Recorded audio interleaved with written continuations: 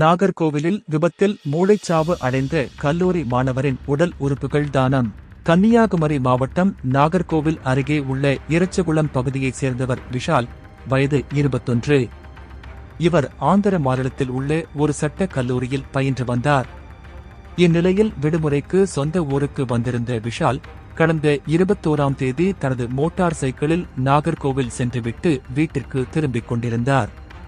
அப்போது அவர் இறச்சகுளம் பகுதியில் சென்றபோது சாலையை கலக்காக முதியவர் ஒருவர் குறுக்கே வந்துள்ளார்.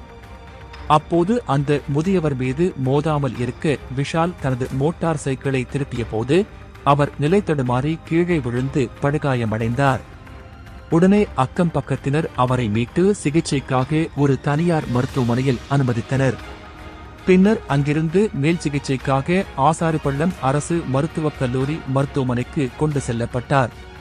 அங்கு அவருக்கு தீவிர சிகிச்சை அளிக்கப்பட்டு வந்த நிலையில் நேற்று அவர் மூளைச்சாவு அடைந்ததாக டாக்டர்கள் தெரிவித்தனர். இதனால் அவர்கள் குடும்பமே சோகத்தில் மூழ்கியது. இதனையடுத்து அவர்கள் விஷாலின் உடல் உறுப்புகளை தானம் செய்ய முன்வந்தனர். தொடர்ந்து விஷாலின் கல்லீரல், இரு சிறுநீரகம், இரு கருவிழிகள் மற்றும் தோல் ஆகியவை தானமாக கொடுக்கப்பட்டது. அதன்படி கண்விழிகள் ஆசாரிப்பள்ளம் அரசு மருத்துவமனைக்கும், கல்லீரல் மதுரையில் உள்ள மருத்துவமனைக்கும், ஒரு சிறுநீரகம் திருச்சி மருத்துவமனைக்கும், மற்றொன்று நெல்லையில் உள்ள மருத்துவமனைக்கும் கொண்டு செல்லப்பட்டது.